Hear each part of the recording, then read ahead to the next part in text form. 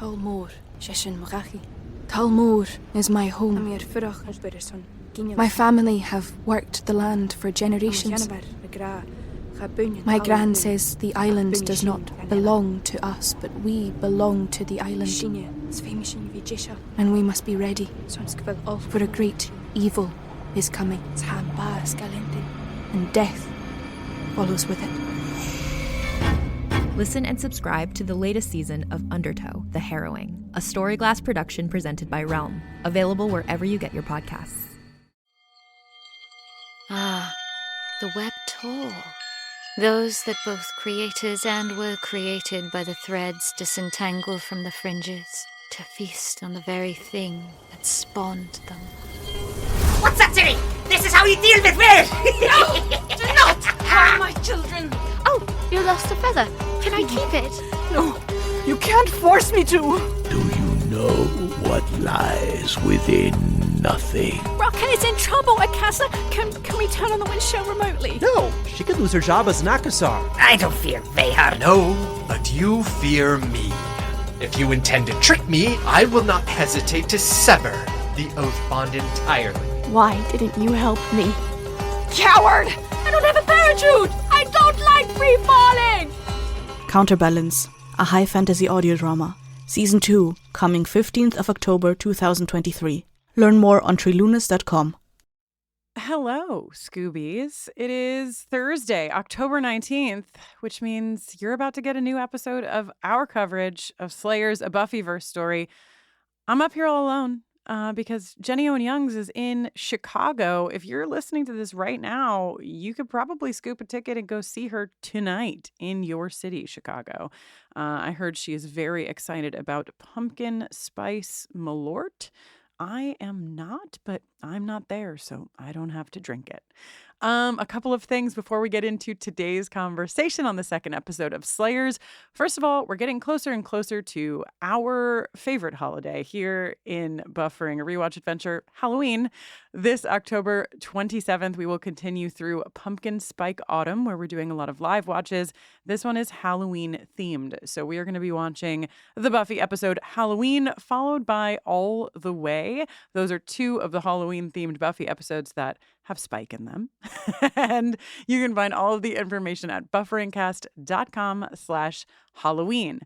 Also, with the return of the Buffyverse, we brought back some old designs. We have the hardcore Smash the Demon Lizard Patriarchy design back in the store. We have our Just Keep Fighting t-shirt back in the store. And we brought back the Slayers Every One of Us vinyl sticker.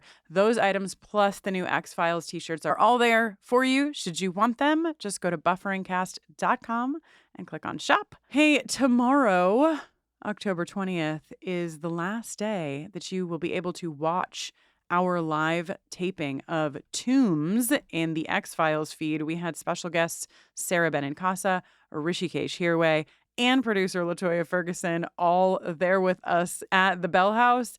Bufferingcast.com/stream. Tomorrow is the last day you can watch the chaos, the beautiful, brilliant chaos that was the live taping of Tombs. Last, but certainly not least, a job I am ill-suited to do alone, but I'm going to do my best. The results of the Sexual Tension Awards from the first episode of Slayers. In last place, with one sad little percent of the vote, Miranda and Spike. They were up against some stiff competition, no pun intended, just kidding, pun obviously intended. Second place, alternate reality, Spike and Cordelia, 10% of the vote, which is kind of low for a pairing like our Spordelia or Cordyke. But again, keep on listening because second place, 16% to Clem and Grape Soda. I should have had a little Foley set up here where I could sip out of a straw and give you that grape soda sound effect, but I don't. 73% of the vote. First place. Come on now. It's the return of Cordelia frickin' Chase and all of us. We're so excited. So Cordelia Chase and all of us, trophies are in the mail. Fuck yeah. Jenny, have a great show in Chicago tonight. And with that, let's hear our coverage of Slayers, episode 2.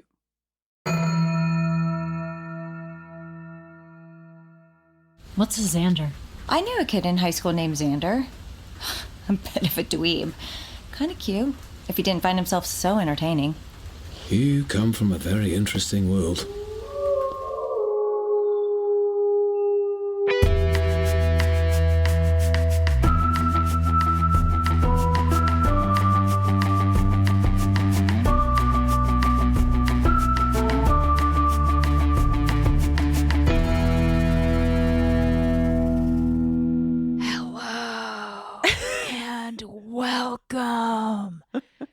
To Buffering the Vampire Slayer, a podcast where we are now listening to and discussing every episode of Slayers, a Buffyverse story, one by one, spoiler free. My co-host has an ocular migraine right now, and I'm Jenny Owen Youngs.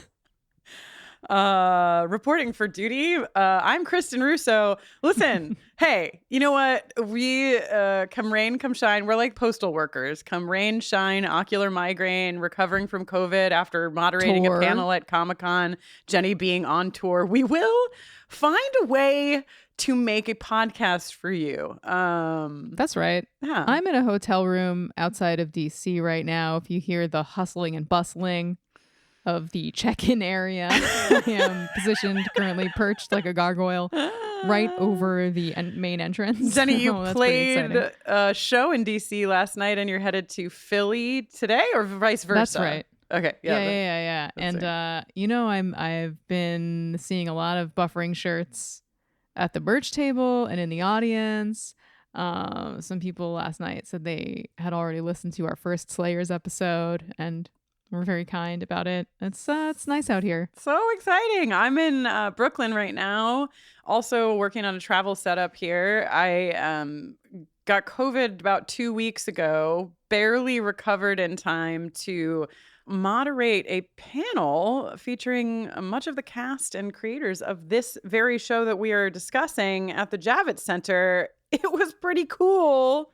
I'm sure I will have more to say about it on a day when I am not in Brooklyn and Jenny is not in DC and I did not just have a monocular migraine.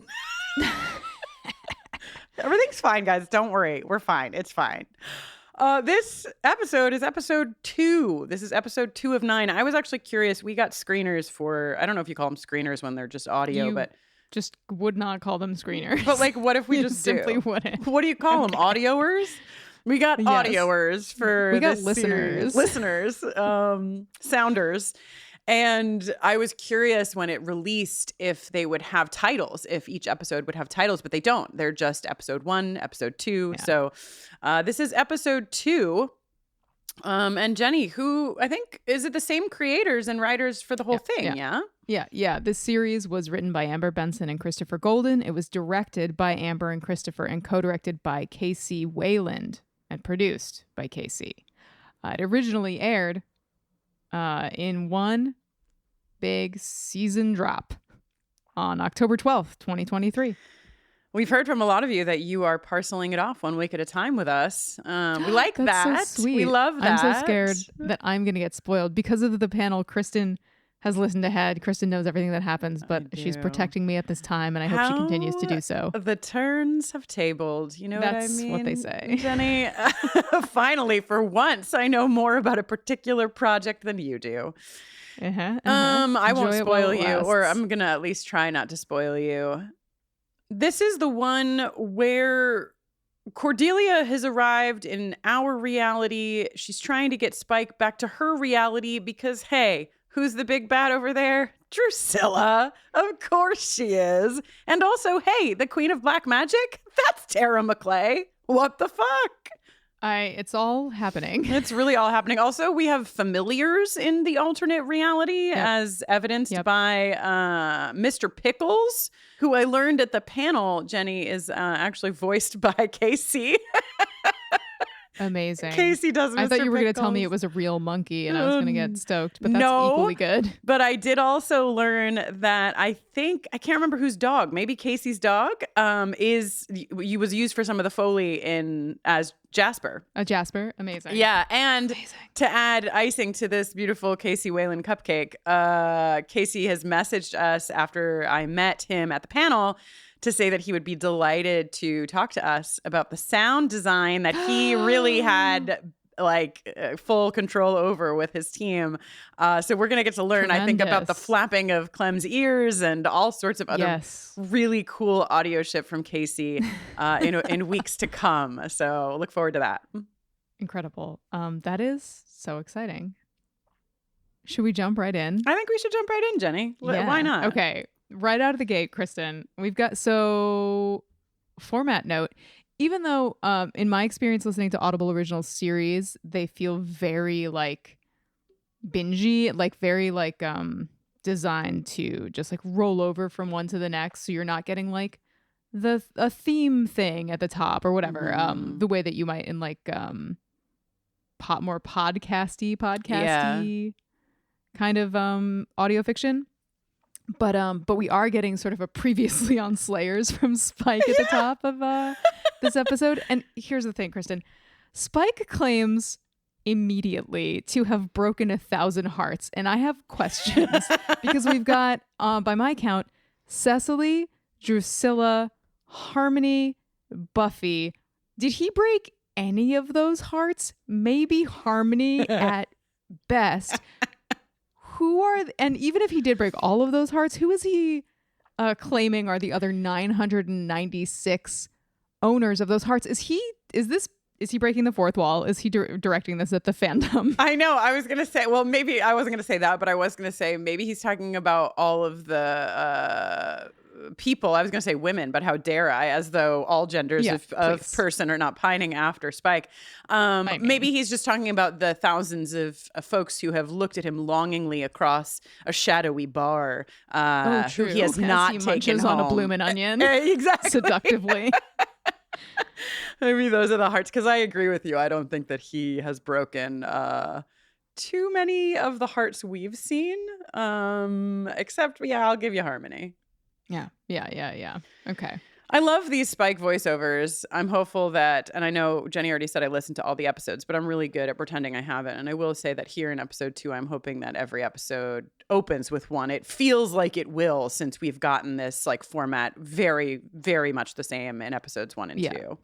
Yeah. And feeling the warm embrace of James Marsters, sort of almost gravelly voice. His voice is aging like a fine bourbon. Yeah. And I am stoked. I don't think this is a spoiler to say, but if it is, we can take it out. I will say that I'm sure that they recorded these chronologically, and I do think that James Marsters gets even more and more into his Spike groove, accent-wise, vocally, as the episodes progress, because I found myself in the last few episodes just being like, oh, wow, there's that's the Spike from season 2, Yeah. I mean, you got to imagine after, being away from a character for close to 20 years, you probably, Yeah.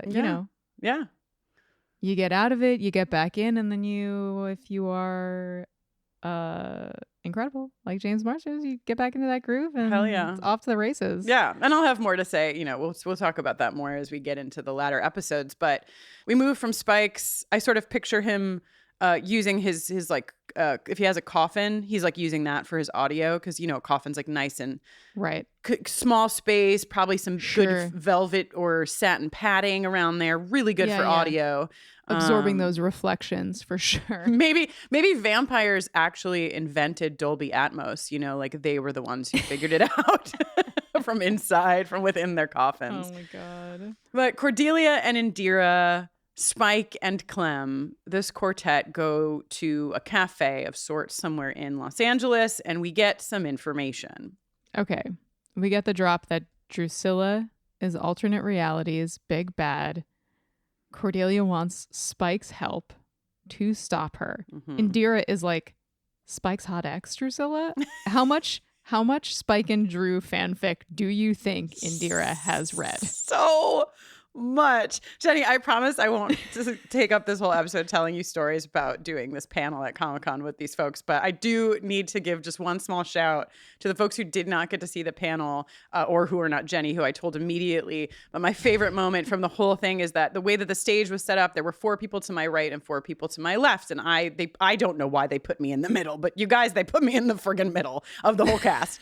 And and to my immediate right was James Marsters, and to my immediate left was Juliet Landau. And there was a moment in the panel when we were sort of talking about the chemistry and their history when they went into Spike and Drew fully and were, I will call it heavy flirting, but I was sweating. I was sweating, and I had to sort of stop them, midway through to say, I cannot keep do you realize that there's a human being standing betwixt you as you're doing this to me?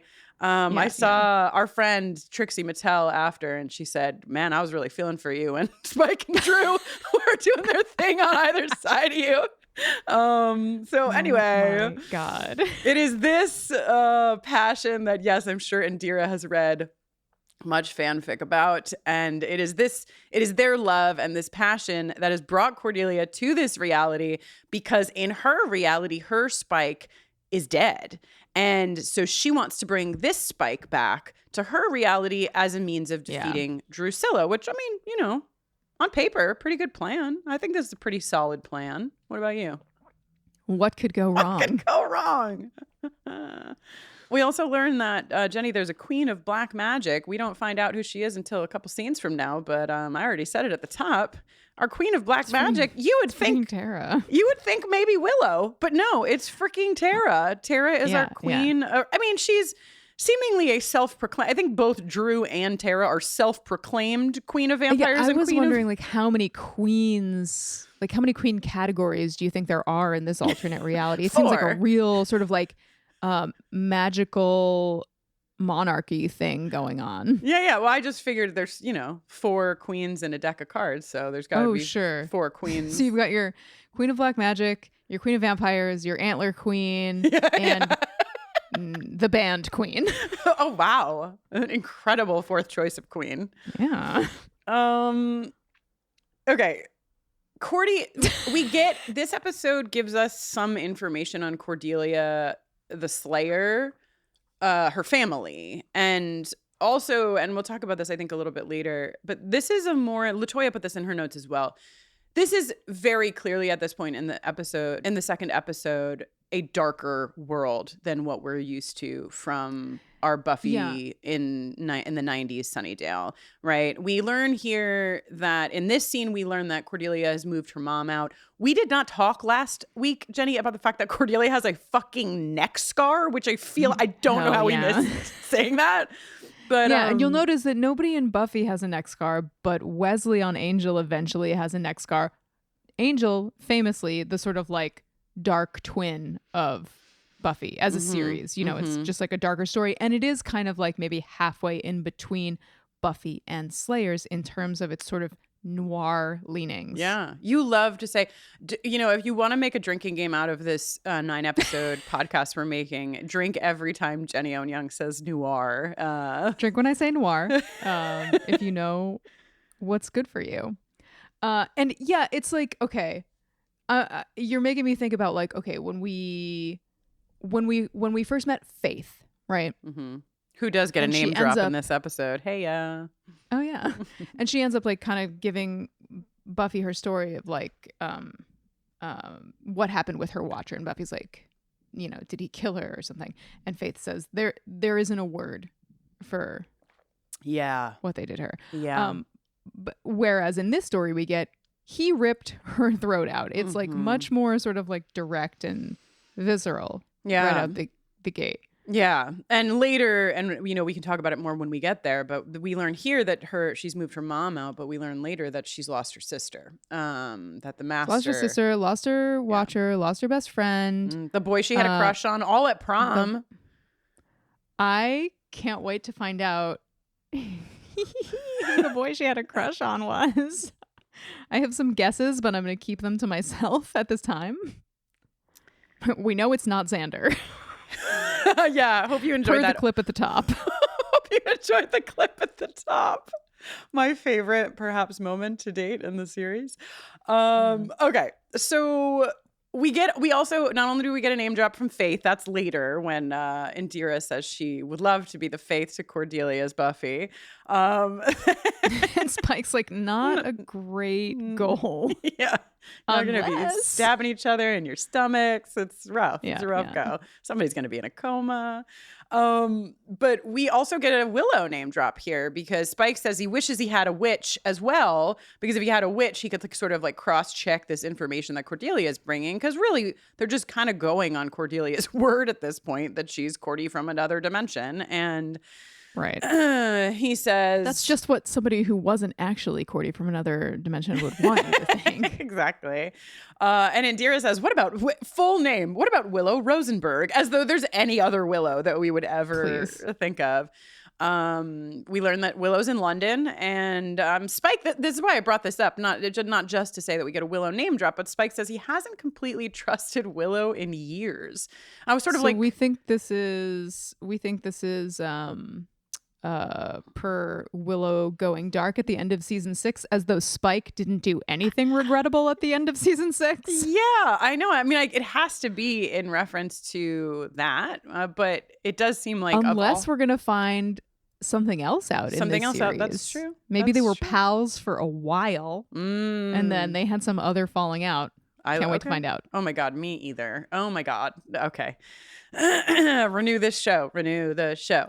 Just imagine them hanging out. Imagine Willow like painting Spike's nails black, oh my God, while they listen to Chibo Mato and reminisce about their like times with Oz and Harmony. Yes, perfect. Okay. Little sidebar about Spike's washboard abs. I was, as we're now picking our favorite audio clip from each episode, I was like really hoping there was going to be like a pat. I wanted Clem's paw on Spike's abs, but we don't unfortunately get it, much to my dismay. You have to write some of this stuff down for when we talk to Casey, okay?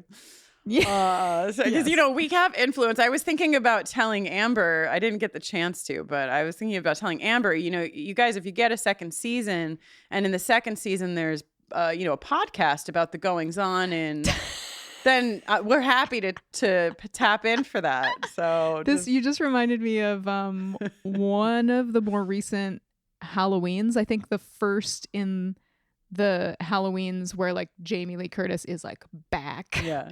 You know, the whole thing kicks off with a fucking podcaster going to try to like a true crime podcaster trying to like talk to Michael Myers. Don't worry, the podcaster is the first person to perish.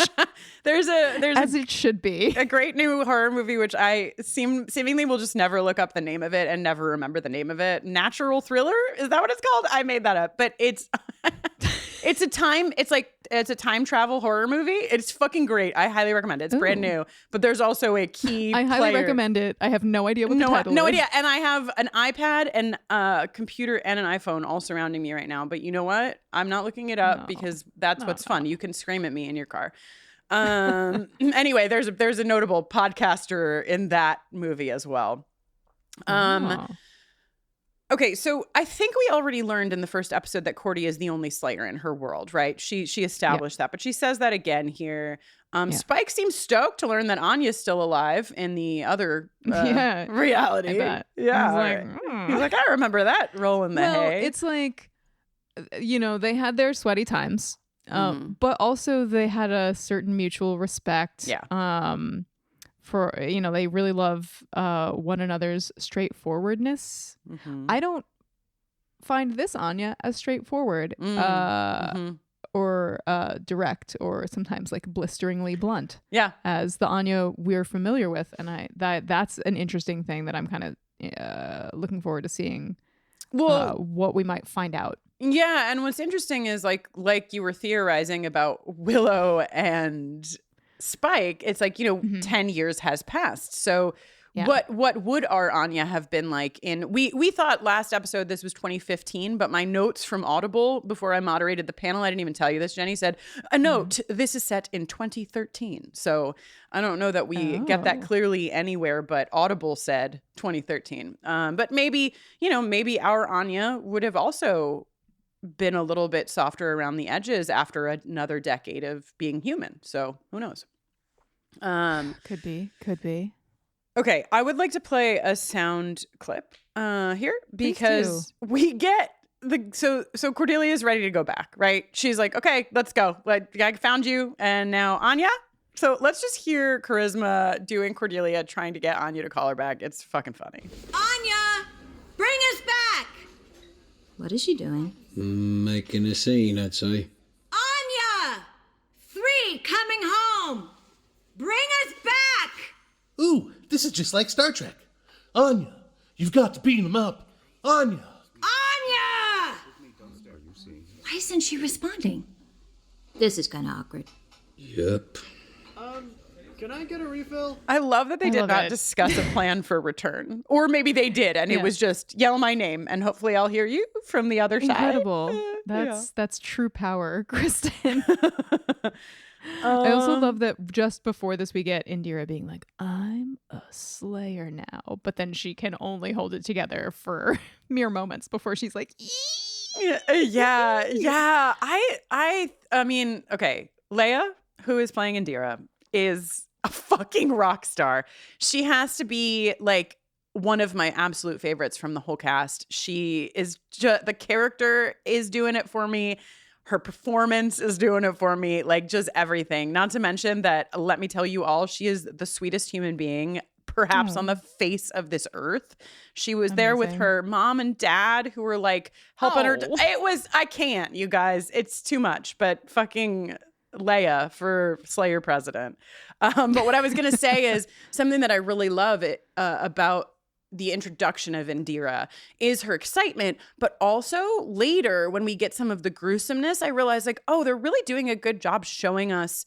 We didn't get to really see Buffy first see the gore and, blood and all of that of being a Slayer. We didn't really get to see Faith. Like, we don't get to see people in their first steps as a Slayer. Right. And we're getting to see Indira witness like Spike's innards on the floor, and Cordelia and Anya are like, he's fine, he'll live. And Indira's like, yo, this is fucking nasty. And I thought, well, that's fun. Like, that's something that I haven't gotten to see before. Let's swing on over to Drew and Anya. Yeah. Drew once... I'm so sorry that I have to tell you this, everyone. Drew once made love to someone named Jasper on a rooftop. Oh, no, sorry. The top of the Eiffel Tower. the rooftop. Yeah, the ultimate rooftop for lovemaking. And then threw him over the side. Splat. This is real Natalie French energy. Yeah. I called for the Drew jingle for this. This gave me, you deserved it. You earned it, Drew. Drusilla, you filling my heart with dread, and still I'm led right back to you. All right, so Drusilla is threatening to eat Jasper, the dog, if Anya doesn't protect tell Jasper her. at all costs. Yes, protect fucking Jasper at all costs.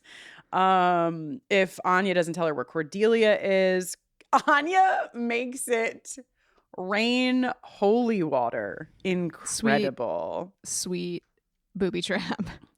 And she and Jasper escape, thank God. Yeah. I also think, I think Juliet is doing a great job as this version of Drew. We sort of heard a bit about the fact that Drew, still like lines up her dollies and talks to them, but that like after Spike's death, she like really became very ambitious and what have you. So we are getting a really different Drew. And I mean, Juliet is a fucking genius. And I think that this moment where the holy water starts raining down and we get Drusilla saying like, I'm the queen of vampires. Like, I don't want to hide. I don't hide underneath a table. Okay. I do. I'm like going under the table. I just thought it was a really brilliant performance. And again, like new sides of these characters because they are different. They are somewhat the same and somewhat different.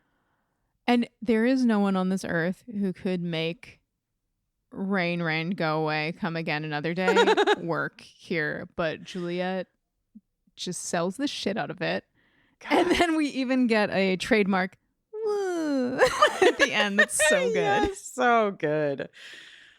We go to Drew's lair. So there's a character named Miss Bang. And what I noticed, because we have the scripts to these episodes, is that this in the script, I don't know if you saw this, Jenny, but is written as Mr. Bang. And I am hoping to find out what made Mr. Bang into a Miss Bang at some point in our journey on this series. This sounds like a question for the sexual tension awards.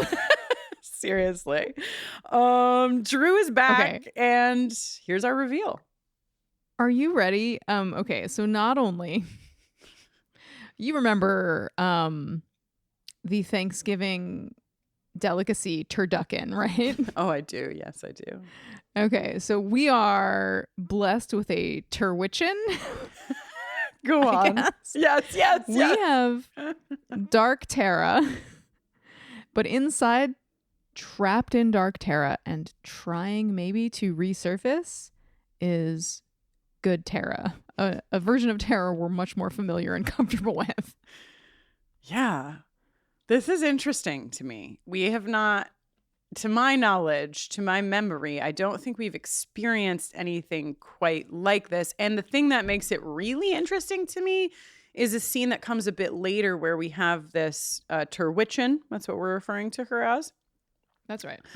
Sort of talking to herself. And oh yeah, it's fascinating to me because in this one exchange that happens later on, Dark Tara is saying that she's thankful in a way that Good Tara is still there, because even though she wants to do this evil plan, we don't get a lot of the details of this plan in this episode, but even though she wants to do this, she would really like to still not kill Anya and Cordelia. And I was like, well, that's fucking nuanced and interesting. Like, go on. Yeah. Usually the divide is so clear with this sort of setup where, especially in this universe. Yeah. Until, a vampire falls in love with a slayer or whatever, the lines are usually pretty clearly drawn. Yeah.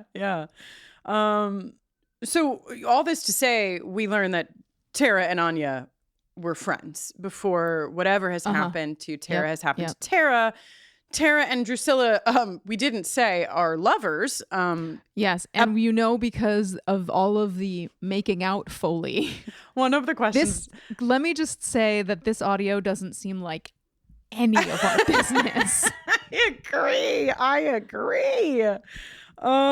We also get a mention of Kurgan's grimoire, which is it seems a very important part of whatever Dark Tara. I don't want to call her Dark Tara. I want to call her Terwitchin. Moving forward, I like that distinction. Amazing. This scene ends with them dancing in hard quotes. It's funny, like there's so much sound happening, right? So that's like intended to like indicate to us what's happening. But the thing is, like, without a visual, I have a dark feeling I'm imagining, too much. The worst. Not the worst. I'm like imagining beyond perhaps what was intended. How do you know that you're imagining exactly the right thing? Listen, again, I will say things that I don't think are spoilers, and Jenny can tell me if I should cut them out. But I will say that there are comments made between characters in later episodes about getting on their knees. So I don't think you're imagining too much. I think that this is, my goodness, a dark and sexy show that we found ourselves in. Goodness. They said we couldn't do it. They said we couldn't be dark and sexy, and yet here we are talking about dark and sexy matter. Okay, we go to the cafe, and the most important thing so far revealed is that there are other realities, and Cordelia lets us know that there's not just 1 and 2, there's a multiverse, right?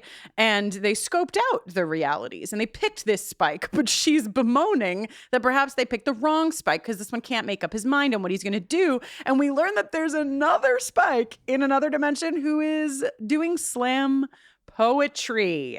I'm not convinced that this Spike isn't doing slam poetry, 100%, to be perfectly honest. Fucking Giles just like undercover playing his guitar, but also Spike is there doing undercover poetry, and they both keep each other's secret. Spike and Giles at the coffee at the open mic together for sure. Spike calls her Cordy and she says, "Don't." Yeah. Because this is where we get the reveal. Her sister called her Cordy and her sister was murdered by the master. Yeah. This is also where we get the reveal that fucking Anyanka is here. We saw Anyanka peeping through the, what did we call it? Scary window? Scrying window. Scrying window. And yeah, Anyanka is here. I've drawn 3 hearts in my notes, and Cordelia says, I thought your Anya was dead. And Spike's like, this is not my world's Anya. This is a big, big deal, this information. Do you want to talk about what Anyanka explains to us about how she is here?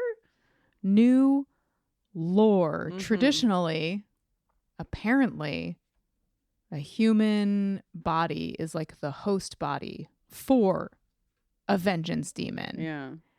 And vengeance demon could not, before this moment, operate in the corporeal world without a human host body. But Anyanka is the first. She says, "I'm a miracle." I'm like, correct. She's existing without a host. Yeah, she says, "My rage burned brightly." This is after basically Anya booted her from Anya's body. "My rage burned brightly, and my longing to return to the flesh and blood world gave me such strength that I built a physical body from little more than dust." Believable, honestly. I mean, if anyone was going to do it, it would be Anyanka. Though I have to say, this makes me believe that Cecily is still out there somewhere. I mean, not Cecily, but you know what I mean. Halfrek. Right? If Anyanka could do this, Halfrek's in the ether. Halfrek is either like out there or is like a very bitter pile of dust, just grumbling about the fact that Anyanka did this and Halfrek didn't get to do it. Yes. Okay, so Anyanka sensed Anya's magic and now can think of absolutely nothing but destroying her. She is obsessed. She is consumed. I would say what do you make of this? I mean, to me, it feels like there's a certain gravitational pull between Anyanka and Anya in this other reality, and I am intrigued. My interest is piqued. And also basically we end this scene, I think, with Cordelia saying like, "Hey, I don't even care if you're evil. If you can find my Anya, we actually need you." And so, yes, please give me the Anyanka Anya. This is like 2 Xanders made great. You know what I mean? Like, take away both Xanders and double Anya. Yes, great. Good job. A recipe we can all get behind. Support for today's episode comes from OneSkin. Did you know that your body starts accumulating senescent cells as early as your 20s? Also called zombie cells. These cells stop producing collagen and hyaluronic acid like they used to, and start secreting an inflammatory substance that makes neighboring cells dysfunctional too. There is an answer for these zombie cells though, and it comes from our friends at OneSkin. OneSkin was founded by an all-woman team of scientists, and is the first and only skin longevity company to target cellular senescence, a key hallmark of aging, with their proprietary OS1 peptide. It's scientifically proven to decrease lines and wrinkles, boost hydration, and help with the thinning skin that often comes with age. And for a limited time, you can try OneSkin and get 15% off using our code BUFFERING when you check out at oneskin.co. I've been using OneSkin's OS1 face and eye topicals for months now, and I have seen undeniable results. My skin feels healthier and brighter. I'm a big fan of their products, and I'm happy to recommend them. OneSkin is the world's first skin longevity company. By focusing on the cellular aspects of aging, OneSkin keeps your skin looking and acting younger for longer. Get started today with 15% off using code BUFFERING at oneskin.co. That's 15% off oneskin.co with code BUFFERING. After you purchase, they'll ask where you heard about them. Please support our show and tell them we sent you. Hi, I'm Jennifer, a founder of the Go Kid Go network. At Go Kid Go, putting kids first is at the heart of every show that we produce. That's why we're so excited to introduce a brand new show to our network called The Search for the Silver Lining, a fantasy adventure series about a spirited young girl named Isla who time travels to the mythical land of Camelot. Look for The Search for the Silver Lining on Spotify, Apple, or wherever you get your podcasts. Okay. Speaking of Anya meeting Anyanka, Jenny, the moment that this happens, because Anya and Jasper, honestly, leave the dog, put the dog in a kennel, okay? Or put the dog with a friend. Jasper does not need to go along for these journeys, okay? I'm very concerned. But Anya and Jasper come through the portal to our reality. And the first thing that Anya says to Anyanka, who is kicking the shit out of specifically Cordelia in this moment, is "Get away from her, you bitch." Now that's a quote from a little movie, Jenny. A little movie that you've now seen, Kristen. How exciting. I have seen a movie called Aliens. This is what Ripley says to Xenomorph, the Xenomorph, yes. Look at you. Look at me go. And it's not only a reference that we know, but it's a reference that I was delighted to see is written in the script. Yeah. You know, like everybody knows. We all know what we're doing here. Fucking glorious. Anya throws a binding spell, and Cordelia, who was in the process of being choked, is like, "Oxygen is my friend." Great delivery. Yeah, and also, back in our journey through 7 seasons of Buffy, we had a lot of delightful, absolutely untranslated words used. And I think that everyone here got the memo that if you're going to use languages, you could actually use them and do them correctly, because this first bit is in the script. This is check. What Anya says is check for the witch's spider web. So those are the words she's saying, right? It's fun. And this is what freezes Anyanka, but it's really just supposed to freeze her. And then now we get this other reveal that in traveling through the portal, Anya's magic is now unpredictable and chaotic. So she meant to simply freeze Anyanka, trap her in basically a witch's spider web, but instead Anyanka is now a immovable statue. Yeah. Anya and Cordelia from the alternate dimension love each other so much. There's a moment for us to hear them over our fucking headphones hugging each other. They are best friends. Spike, intestines everywhere. Yeah, so this is also the scene that I was talking about earlier, just giving us some pretty gruesome shit. And I'd like to play a little clip of it. This is when Anyanka begins to fight with Indira and Spike and Cordelia. If you were friends with the frail flesh girl I used to be, then you're no friend of mine. I'll rip your guts out. Oh, bring it then. You're up against 2 Slayers and William the Bloody. I'll take those odds.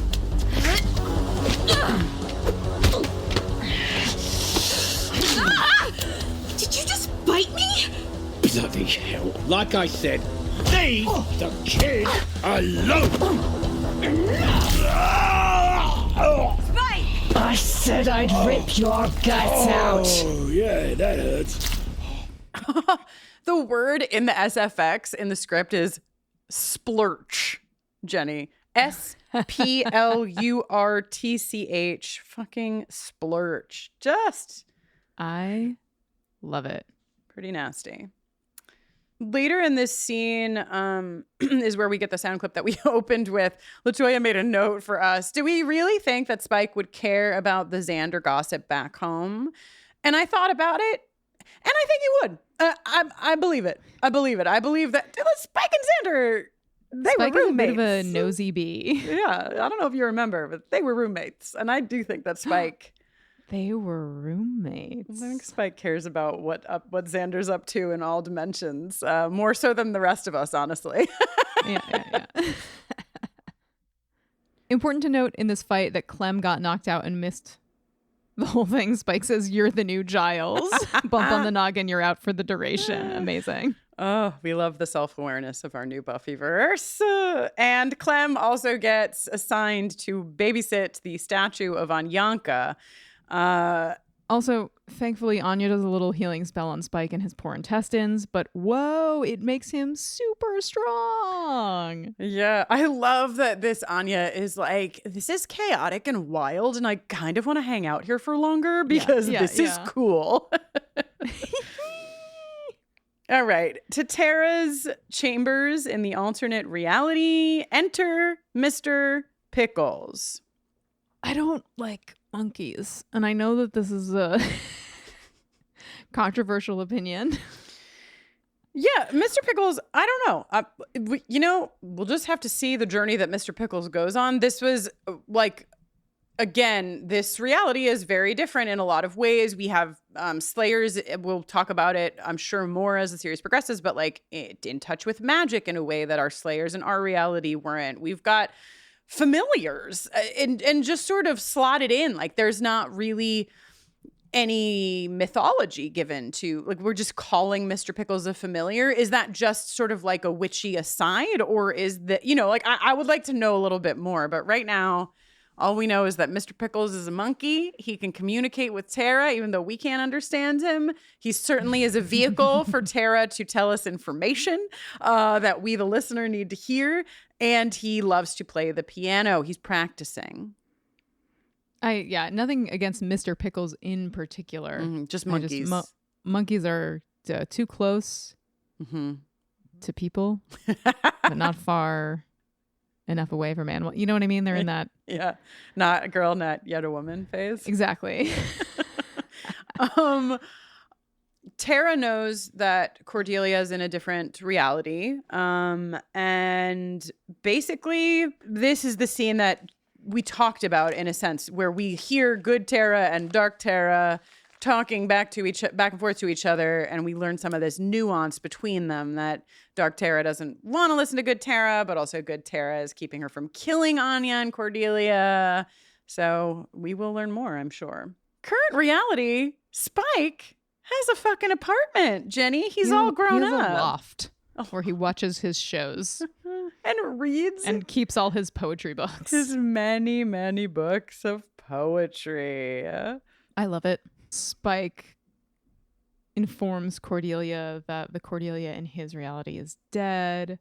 And he says something that I really love. Yeah, I have it highlighted too, I think.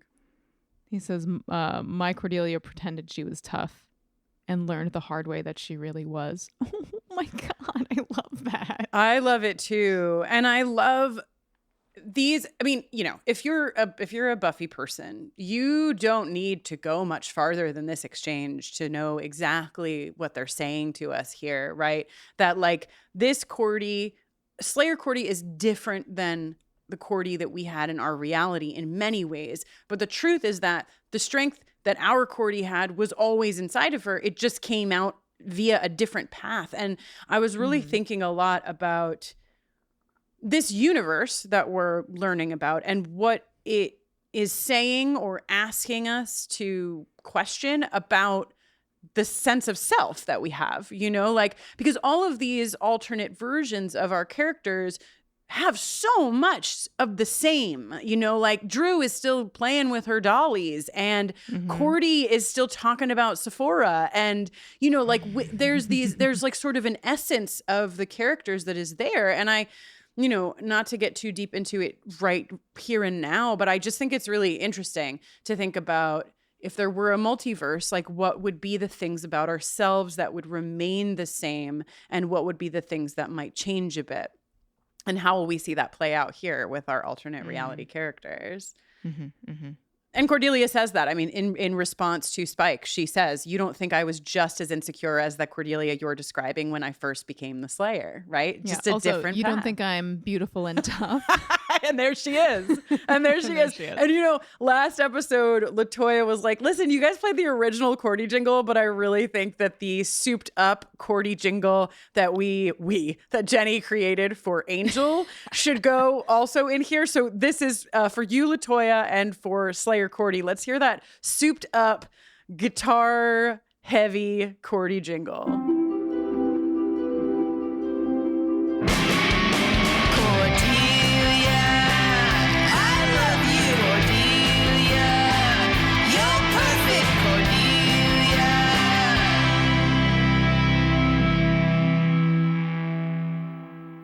Okay.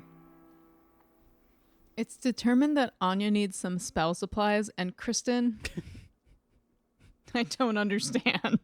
They specifically say that there are magic supply stores in Los Angeles, but they're like, but we need to go to the sinkhole where the magic box once was in Sunnydale to get supplies. And that it's still standing. The building is condemned, but it's still standing. And this is a stretch for me. I mean, I'm here to believe it. I would love to believe that the magic box still stands, but my geography of Sunnydale, messy as it may have been, really put the magic box kind of right in the dead center of Sunnydale, not on the outskirts. Yeah. We're bending. It feels like we're bending. Yeah, bend a little the bit. rules, and also stretching, you know, why drive for a couple of hours when you're already in a city where there's some stuff? Well, and I think too, it's like, I mean, again, I'm sure everyone has their reasons, but it does seem like suggesting that the magic box was the only thing left still standing would have been cool, because it's the fucking magic box. And like, what if we learned that whole sinkhole was there, but the little bitty magic box was the only thing that remained in Sunnydale? Yeah. I think I would have enjoyed that. And also give us, I think, a reason why you have to go to that magic box specifically. You know, I mean, I do love the supplies that she's after: gravestone moss and powdered pixie bones. Sorry, pixies. Yeah, but that feels like fairly basic. Like something you could pick up anywhere. I'm looking for like a spell book that was in Giles or Anya's like private library collection. Exactly. A fucking, you know, reanimated mummy hand that you need. Then there's perhaps only one of those, and we will Thor's hammer. Like, give us a little workout room where you could do a slow-mo training montage. Yeah. Slug scented candles. You know, just give us some reason why you must go back to the magic box. But we're gonna go back and we're going to like it because we all want to go back to the magic box. Of course. Yeah. When I'm not complaining that we're going. I'm just like, okay. Knock, knock. It's a messenger from Xantina. Does Spike not have a cell phone? Well, Xantina doesn't seem like the kind of person who would call anyone on the phone, you know. But Spike... Oh, I guess Spike went in to speak with her. Yeah. Okay, Spike maybe Xantina doesn't use phones. Okay, I'm on board. Also, they're at Spike's apartment. You're right. That is a bit odd. Okay. You're picturing Spike with a landline. Twirling his curly cord around his painted fingernails. Yes. So there's a message from Xantina that the Penthos demon is moving up her timeline, and first of all, this messenger sounds like the character that Seth Green played on The X-Files to me. Dude. There's a singing version, but they didn't want me to do that one for you, man. Like flying around like hamburgers in the sky. It's decided ultimately that Anya and Indira are going to be one team, and they're going to go to the magic box. They're driving to Santa Barbara. I mean, Sunnydale. And Cordy and Spike are going to go to the hospital to either, this is debatable, warn the Guardian Slayers or participate in the fight themselves, depending on who you listen to. All right. So we are in Clem's rusty car with Indira and Anya. And Anya wants to hear more about this Sunnydale. And Indira catches her up on the series finale of Buffy the Vampire Slayer. Yeah. Basically, rumors are Spike sacrificed himself, and Anya being like, but he's back now? And like the whole series of Angel just like fast forwards through our minds. I love, and I'd like to play it, this exchange between Anya and Indira that we hear in the car where Indira is talking about sort of her obsession with Slayers. You didn't just start researching Slayers and demons this morning. What's your story? 24 hours as a Slayer and you're fraternizing with the likes of Spike. I've been a fan forever. Like, I'm in the subreddits and on all the socials. I guess it's just, the world can be really dark, and it's nice knowing there are people looking out for the rest of us. Well, you're one of those people now. Yeah? Yeah, I guess I am. And now you're gonna teach me magic? So cool. Just some basic knowledge, not spells. Oh, yeah. Cute. You're one of those Also, people now, Anya says. That's a nice thing from Anya. Yeah, this is really nice. They also talk about, Indira tells Anya that her grandpa is sick, and they talk about maybe like looking into some healing spells when all this blows over. Which is so nice.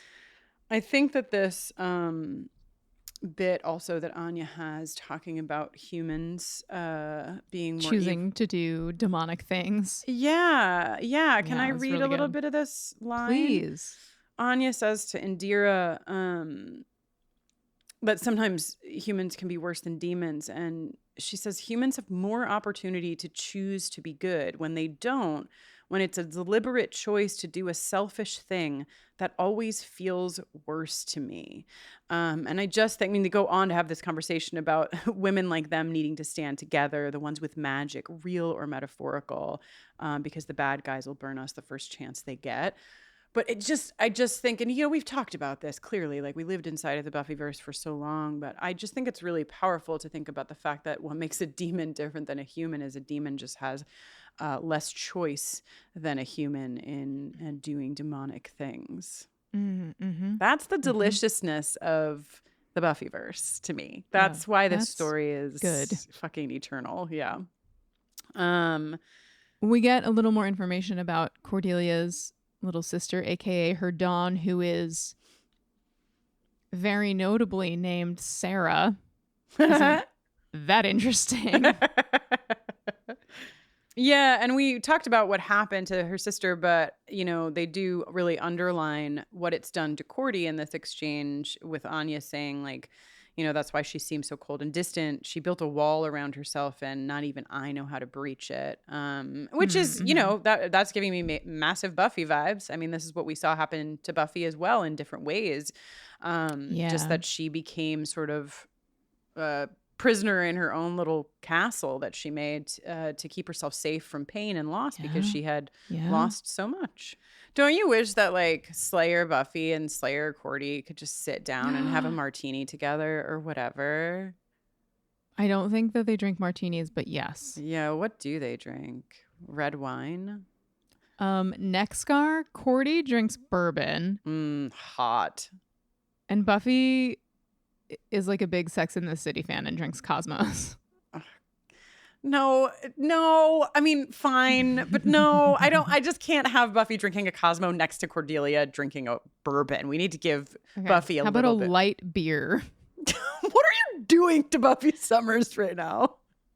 How about Spindrift alcoholic seltzer? How about a smoky mezcal margarita? Ooh. Okay, yes. Okay, thank you. God, put some respect on Buffy's name. I mean, those are all respectable choices. No offense to you if you drink any of those drinks, which I also do. Okay, so at the hospital, Spike and Cordelia are on the scene, and I love, he tells her that it's that this demon is named Miranda, and she's like, Miranda? And he's like, not all demons are called Gilfrack or whatever. which is funny. It is funny. And she says, Miranda's just a really girly name. And all Spike says is, well, she is girly. And Cordelia is immediately like, oh my God, you think she's hot. You like her. Yeah, the levels of detection of Detective Cordelia here are right on par with Charisma Carpenter looking in our eyes and being like, is there something I don't know about you two? Oh my God. The real Charisma Carpenter. Yes. You know this story, listeners at home, when we interviewed Charisma? When we interviewed Charisma, we had just recently divorced and she like sussed it out in the fucking room with us. Like, there seems to be an energy in this room and I can't quite put my finger on it. Picking something up. Oh God. I also we talked about Esther walking as slow as possible out of that fucking card game last episode. And I love that after she walked slowly out, she just immediately narked on Spike. Yeah. Esther, I hope you got a big plate of roadkill because you've earned it in my book. So due to this ratting out, Miranda has an ambush waiting. So it's like 9 against 2. Not the greatest odds in the history of the Buffyverse. No, not the greatest. I'm not too concerned, but definitely we end the episode with a note of suspense. I realized that by bringing us to Miranda's entrance, I did take us past Spike saying, I'm not Blind Slayer, you're a tasty bit yourself. But I know a Venus flytrap when I see one. Oh my goodness. I'm just saying... We said episode 1. When we taped episode 1, we had only listened to one episode. We didn't even get this comment. And we said, wonder what Spike from the other dimension was doing with Cordy over there. And now I'm wondering about this Cordy and this Spike. And I will tell you what, Jenny, when I sat on stage, I saw Charisma Carpenter say to James Marsters, well, I even sensed there was some tension between us. And I had no one there. I was by myself on stage. If you go back, if you saw the panel, you'll just see me silently snap in the air because I was contained. So much emotion was in my body. You had to diffuse it. I had to diffuse it. So. Yeah, maybe we're in for some spordelia. I thought about spordelia or Cordike. Cordike, exactly. That was the other. When I came up with Cordike as I fell asleep last night, I got really excited. Yeah. The ship names we deserve. Yeah. So dun dun dun cliffhanger. Dun. I do want to give a shout out to Miranda's last line. This baby boy is an ambush. Miranda, I love you. Also, Miranda and Cordelia kind of love each other. Cordelia complimenting Miranda's shoes, saying, oh, I really understand why you thought she was hot upon arrival. Yes. Nice. Yes. Okay. Well. Okay. My favorite audio of the episode, Kristen, was the wet sloshing of Spike's intestines. Gross. The splorching. What was it called? Splorching? Yeah, splorching.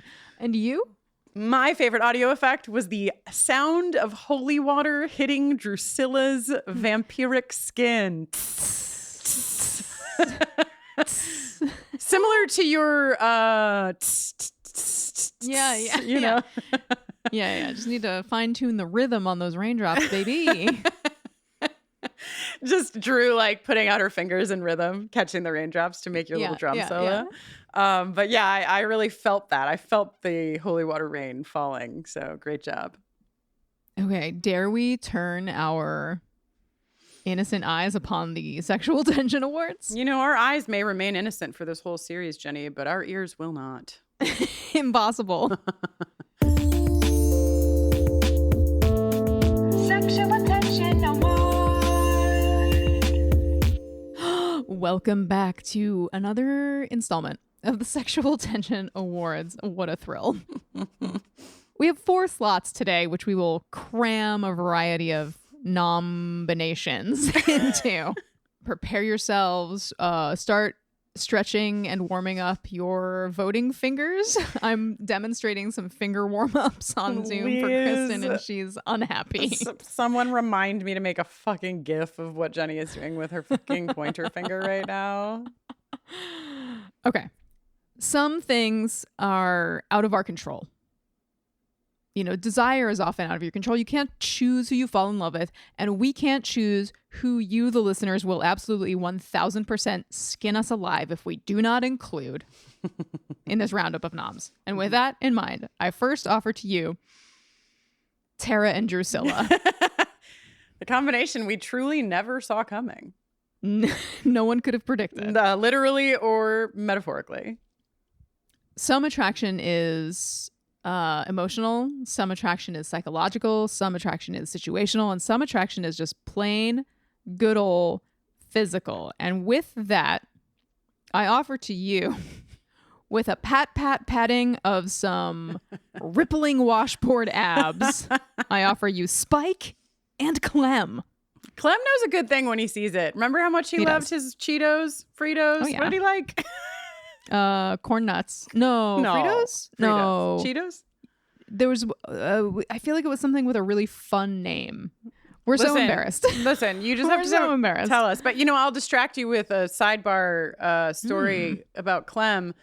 Well, kind of tangentially about Clem, which is that as part of New York Comic Con, they did this site, this like magic box-esque site that you could go and take pictures. It was really fucking cool. But what I will tell you now is that when I first walked in, there was a basket of poker chips, like branded poker chips on the table, on one of the tables. And I turned to the bartender and I was like, well, it's a good thing that there's no kittens here. And then I continued to turn and there was a giant basket of tiny stuffed kittens right next to the poker chips that I just had not yet seen. And I was like, oh my God. They thought of everything. Anyway, Spike and Clem, good luck to you both. Spike has a lot to say about like what love is and how love feels and like what love does to you so far in the series. And that feels right on par with him calling Cordelia a Venus flytrap. And thus I give to you Spordelia, Cordike. I mean, who among us has not simply needed to put their finger inside of a Venus flytrap? Well, that came out a little bit dirtier than I meant it to. Yeah, I'm uncomfortable. I'm so sorry. I'm calling HR. I meant the actual. I gotta go, you guys. And it's lot number 4. God bless them. Yeah. God would literally never bless them, but. Taste, touch, sight, stuff. There are so many things, so many senses that can play into fucking Mr. Wizard herself over here. Attraction. But it feels like this combination is like there's sort of like a sniffing, smelling, sensing kind of like a thing. I don't actually think rewriting the L Word theme song. Sniffing, sensing, smelling. Yeah, totally.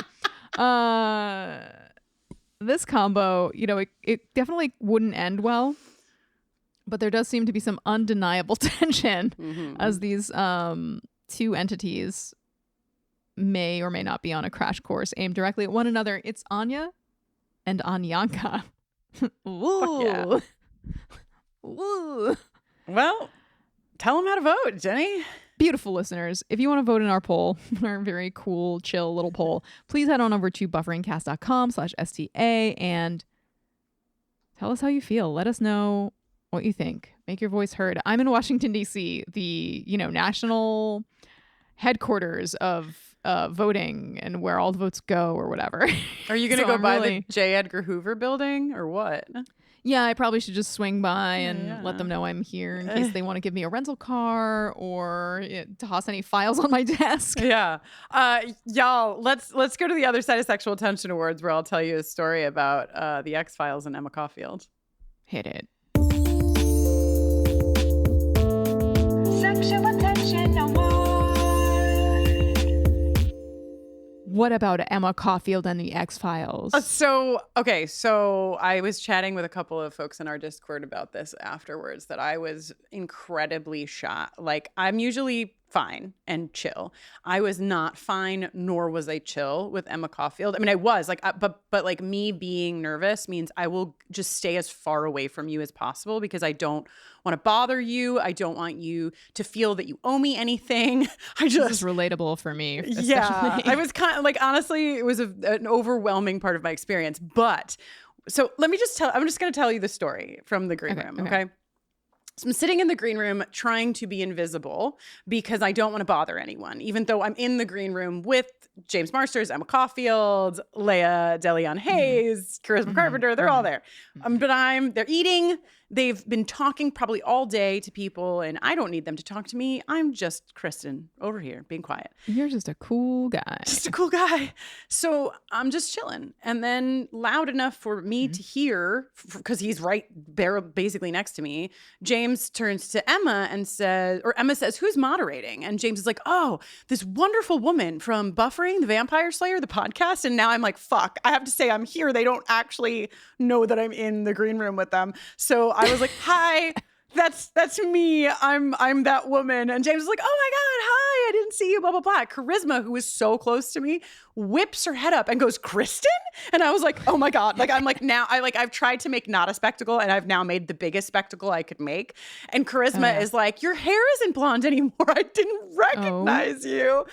So, you know, we're chatting about what I'm doing and what we're doing, Jenny. And I said, you know, we were divorcing when we last saw you, as, you know, Charisma picked up immediately.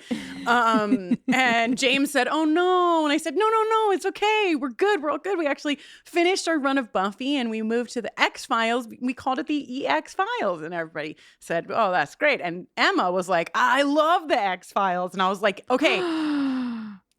I said, okay, Emma, but I haven't seen it yet. I've only seen the first season. So I'm like over here pining for Scully and Mulder to kiss. And I'll bleep this out because this is a spoiler-free podcast. But Emma said to me, and I said, Emma, don't spoil me. Emma Caulfield has spoiled me the most on the X-Files today. Incredible. Yeah. So that's my Emma Caulfield X-Files story. Does she want to come on the pod? I know. I literally thought about that today. I was like, oh man, you know what? Like maybe she'll come talk to us about Slayers, but also what if she just wants to talk about the X-Files someday? That would be amazing. Oh yeah, I think she was on an episode of the X-Files files with Camille. Oh my God. Get out of here. Remembering correctly. Hey, you know what? Put it on the fucking vision board, Jenny. There we go. Tack yes, manifest. Emma Caulfield on the X-Files 2024. All right. Okay. Have we done it? Have we thoroughly discussed this episode? I think we did. I mean, you know, there's a lot of big things and a lot of minutia, and I think we did a good job at tackling just enough of both. But, you know, if you didn't like it, then I'm sorry. Well, Kristin, I'm left with no choice but to inform you and our listeners that I'm Jenny Owen Youngs.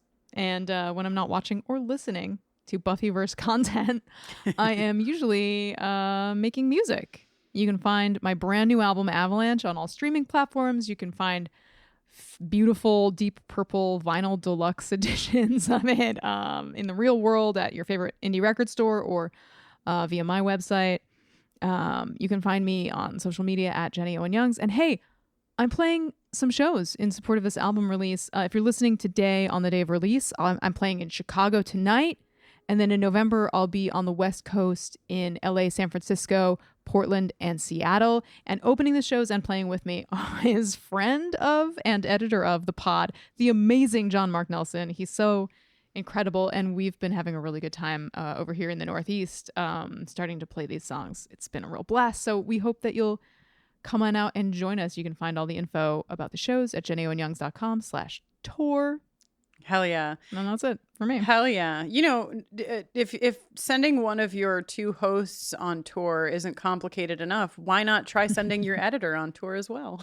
It's good. It was a great idea. A great idea. I am Kristin Russo, and when I am not diving into Buffyverse or X-Files content, I am often doing work with LGBTQ communities. I do talks at workplaces. Jenny, I'm really excited because I just got an email from some folks at the Central Park Conservancy. And I don't know if you know how I feel about Central Park, but it's very dear to my heart. Excited to hopefully get to do some work with those folks. But yeah, I'll come and talk to your workplace. I do those talks virtually as well. And I also have some fun queer stuff happening all the time. Queer Horror Movie Club. We watched Friday the 13th last night, which was not now last night when you hear this, but when I'm taping it was Friday the 13th. And I have a little queer book club as well. You can learn all about that at KristinNoeline.com. That's KristinNoeline, and you can use that spelling to find me on socials. Buffering the Vampire Slayer and Buffering a Rewatch Adventure is on Twitter, Facebook, and Instagram, and TikTok at BufferingCast. You can email us at hello@bufferingcast.com. Hell yeah. If you'd like to support the work we do, we would really love that. You can join our Patreon family over at patreon.com/bufferingcast, or all of this is, again, on the website. We are in the middle of Pumpkin Spike Autumn. On the 27th of October, we'll be doing a live watch of Halloween and All the Way, 2 of the 3 Halloween episodes. The 2 we felt had the most spike in them to keep on theme. And Jenny, in the beginning of November, you're going to be playing a little buffering concert for our patrons with some Spike songs. All the Spike songs. So exciting. Yeah, baby. Can't wait. This episode was produced by Kristin Russo, Jenny Owen Youngs, and LaToya Ferguson with support from our consultant, Mackenzie McDade. It was edited by John Mark Nelson. Until next time. Ow.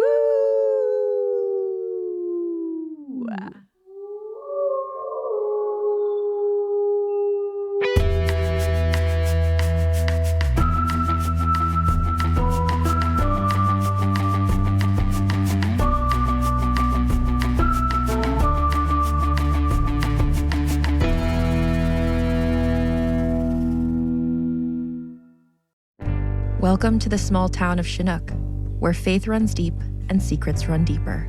In this new thriller, religion and crime collide when a gruesome murder rocks the isolated Montana community. Everyone is quick to point their fingers at a drug-addicted teenager, but local deputy Ruth Vogel isn't convinced. She suspects connections to a powerful religious group. Enter federal agent V.B. Lauro, who has been investigating a local church for possible criminal activity. The pair form an unlikely partnership to catch the killer, unearthing secrets that leave Ruth torn between her duty to the law, her religious convictions, and her very own family. But something more sinister than murder is afoot, and someone is watching Ruth. Chinook, starring Kelly Marie Tran and Sanaa Lathan. Listen to Chinook wherever you get your podcasts. Welcome to the small town of Chinook, where faith runs deep and secrets run deeper. In this new thriller, religion and crime collide when a gruesome murder rocks the isolated Montana community. Everyone is quick to point their fingers at a drug-addicted teenager, but local deputy Ruth Vogel isn't convinced. She suspects connections to a powerful religious group. Enter federal agent V.B. Lauro, who has been investigating a local church for possible criminal activity. The pair form an unlikely partnership to catch the killer, unearthing secrets that leave Ruth torn between her duty to the law, her religious convictions, and her very own family. But something more sinister than murder is afoot, and someone is watching Ruth. Chinook, starring Kelly Marie Tran and Sanaa Lathan. Listen to Chinook wherever you get your podcasts.